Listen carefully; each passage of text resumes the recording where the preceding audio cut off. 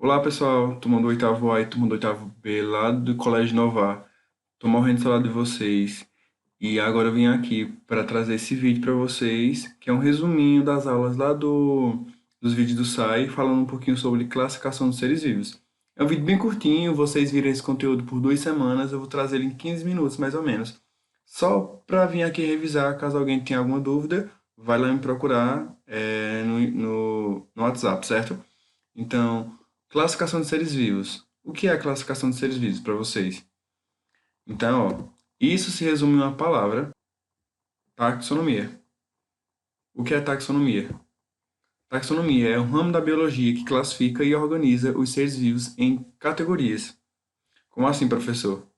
Os seres vivos, segundo Linné, que é esse moço aí do lado, ele inicialmente classificou os seres vivos em duas classes, que era o resumo seriam os seres vivos e que se dividiam em dois grupos que são os animais e são as plantas. Mas a gente não consegue dividir os animais todos só nesses dois grupos, principalmente pelo fato que a gente tem que dar nome a esses animais. Então, para isso, para a gente não colocar todo mundo misturado, a gente criou, a gente não, né? Os cientistas, eles criaram regras de nomenclatura. O que são as regras de nomenclatura? Regra de nomenclatura é o seguinte: pensem que a gente tem um animal, digamos que um gato. Gato aqui no Brasil, como é que a gente chama? Gato. E lá nos Estados Unidos, a gente chama de cat. Em outro país, com outra língua, a gente já tem outros nomes diferentes.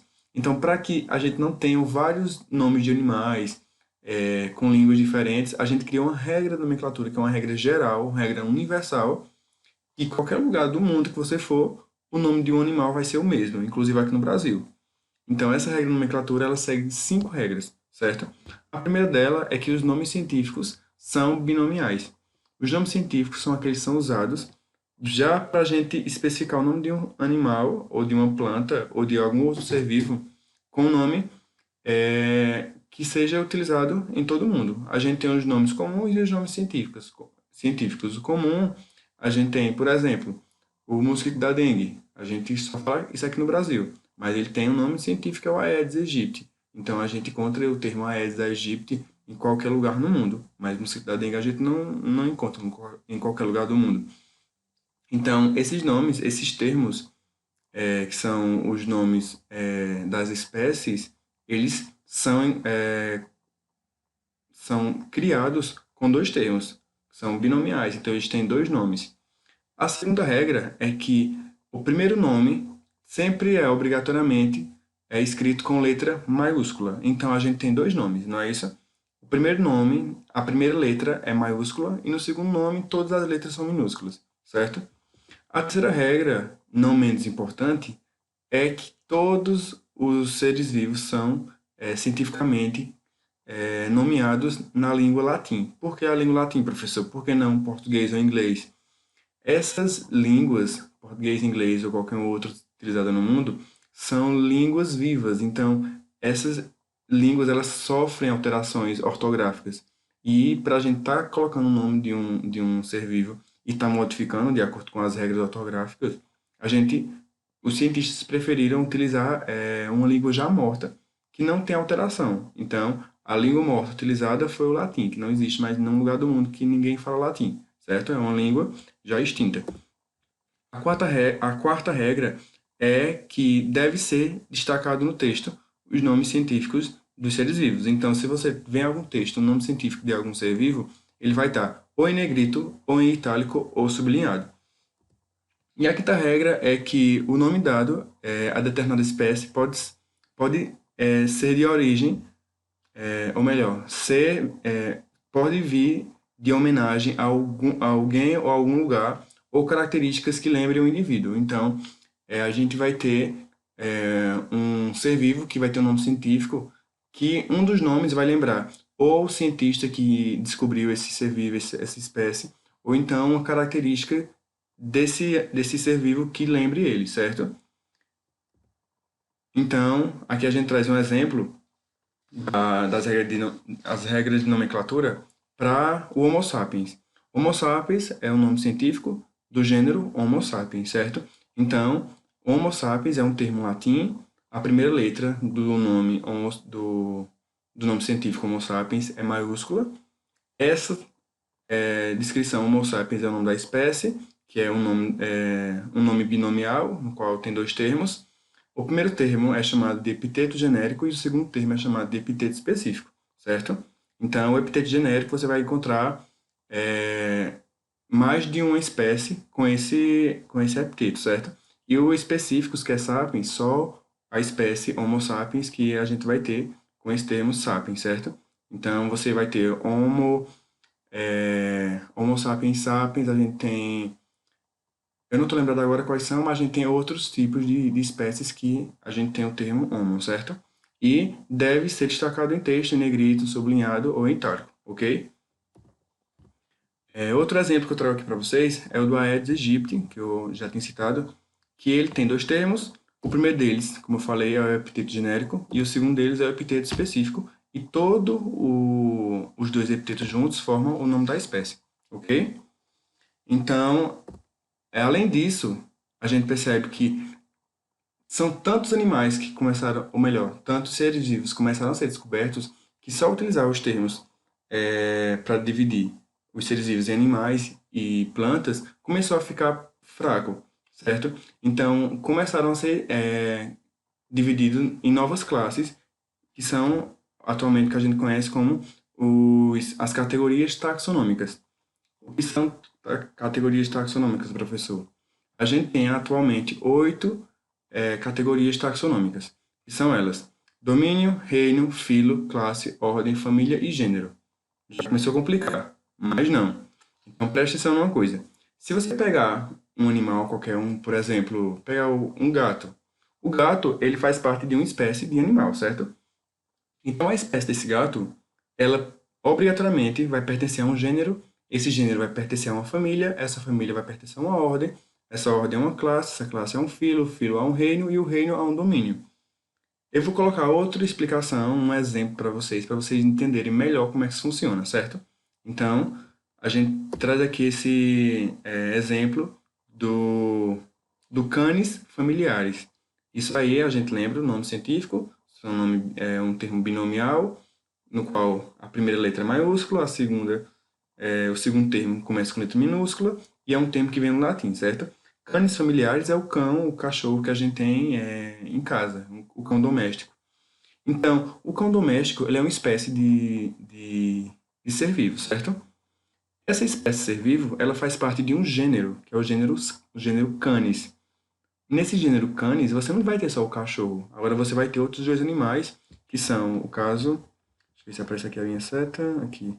Esse e esse outro aqui, que eles são o coiote e o lobo. Então, no gênero Canis, você vai ter tanto o cachorro, como o coiote, como o lobo. Então, todos esses três aqui fazem parte do gênero Canis, certo? Esse gênero Canis, ele faz parte de uma família, que é a família do Canidae. A família do Canidae, além dos três já citados, vai ter outro animal, que é a raposa. A raposa também faz parte do Canidae, certo?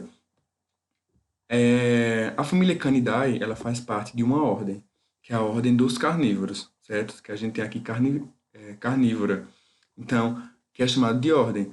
Então, a ordem carnívora, ela acrescenta outros animais. Então, a gente agora vê que a gente tem o urso, o coiote, o cachorro, o lobo, a raposa e o tigre, não é isso?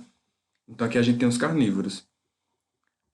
Os carnívoros, que é essa ordem, elas pertencem a uma classe, que é a classe dos mamália, ou seja, dos mamíferos. Então, preste atenção no seguinte: todos os canidais, ou melhor, todos os carnívoros, eles são mamíferos, certo? Então, todos os animais carnívoros, eles são mamíferos. Mas nem todos os mamíferos são carnívoros. Então, por isso que a gente tem que ter essa divisão. Então, por exemplo, nos mamíferos, vocês lembram que tem quais outras subdivisões? A gente tem mamíferos. Os mamíferos eles são divididos em outros grupos. Por exemplo, a gente tem os herbívoros e os carnívoros. Então, essa classe mamíferos, ela se divide em duas ordens. Por exemplo, que são os herbívoros e os carnívoros. Um exemplo de herbívoro, a gente tem aqui o cavalo. O cavalo é um mamífero, certo? Aqui, ó, cavalo. Mas o cavalo não é carnívoro. Então ele não pode fazer parte dessa ordem. Ele faz parte de outra ordem. Mas todos esses aqui, inclusive os carnívoros e o cavalo, eles são mamíferos, certo? Então a gente tem essas subdivisões. Além dos mamíferos, a gente tem o filo. Aqui nesse filo, a gente tem dois filos aqui, que é o filo e o subfilo, mas a gente considera um só, certo? No filo aqui a gente tem os vertebrados. O filo vértebra, vertebrata. Então, os vertebrados são aqueles que apresentam vértebras. Então, aqui a gente acrescentou quais? A gente acrescentou o peixe e a cobra. Então, o peixe e cobra, eles são mamíferos? Não são mamíferos, mas eles são vertebrados. E todos os mamíferos, eles são vertebrados, não é? Então, além dos mamíferos, dos vertebrados, a gente encontra o peixe e a cobra que fazem parte de outra classe. Entenderam? Aí vamos lá. Então, esses vertebrados, todos eles pertencem. Aqui eu não vou repetir esse filo, isso é outro tipo de filo. Então, todo esse filo de vertebrata, que são os vertebrados, pertence a um reino, que é o reino dos animais, que é o reino Animalia.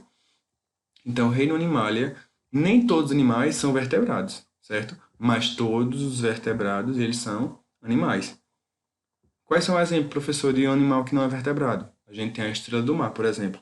Estrela do mar, a gente tem as esponjas do mar, a gente tem os corais, que, por incrível que pareça, são animais, não são rochas, certo? Então, a gente tem essas divisões aqui que vão facilitar a categorização dos seres vivos, certo?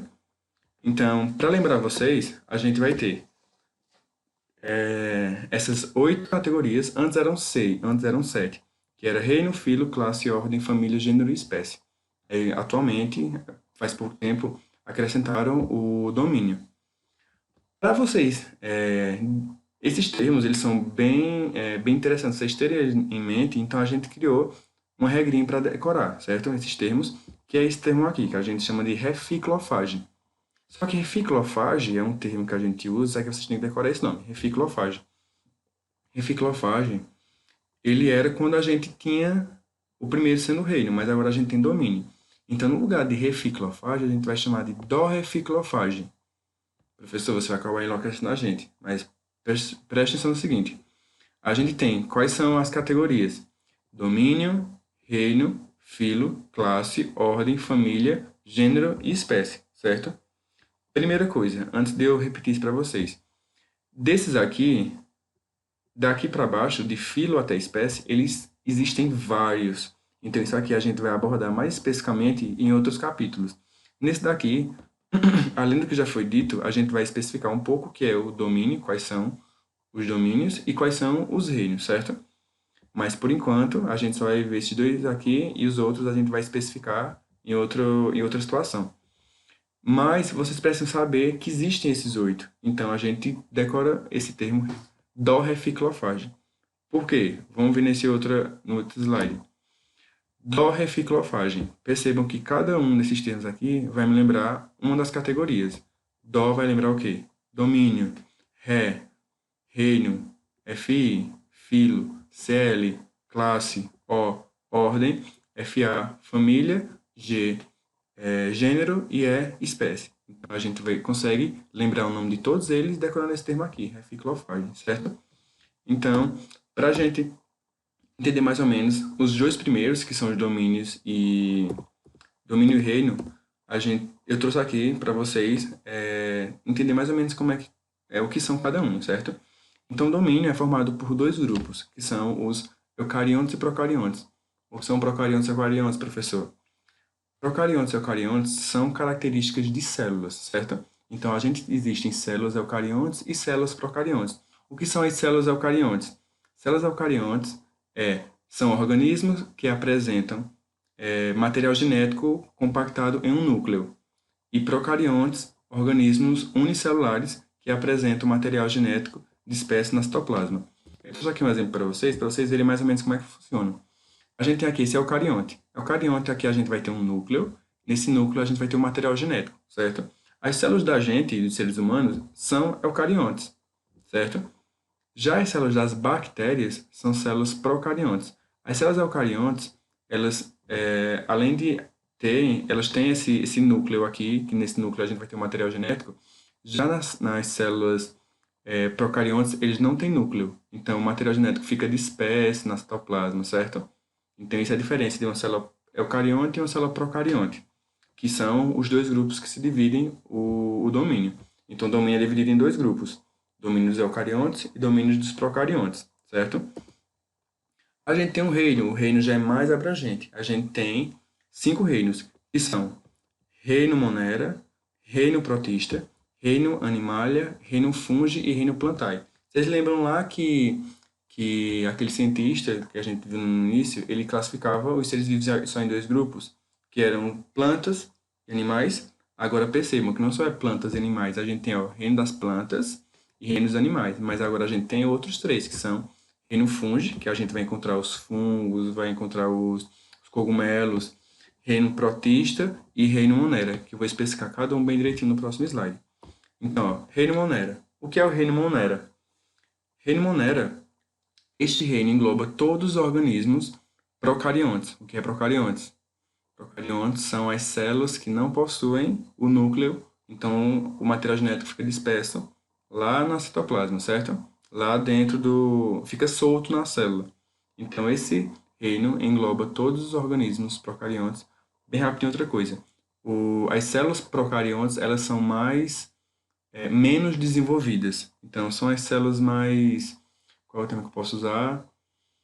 Mais, não é mais antigo, mas mais rústico, certo?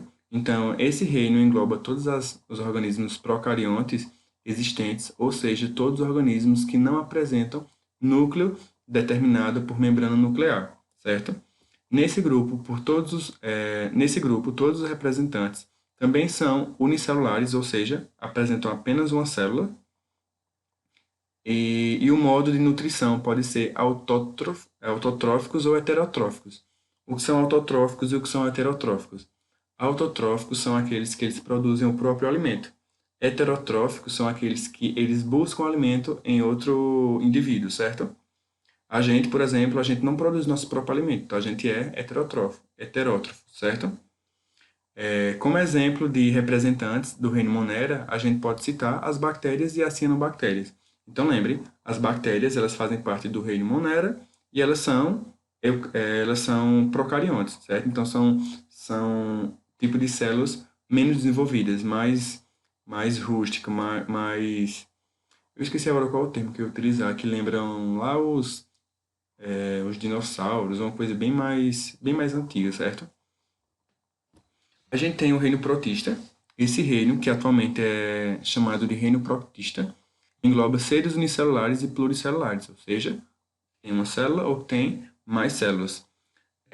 São eucariontes. Lembra que são eucariontes? Eucariontes são as células que têm o núcleo com o material genético dentro.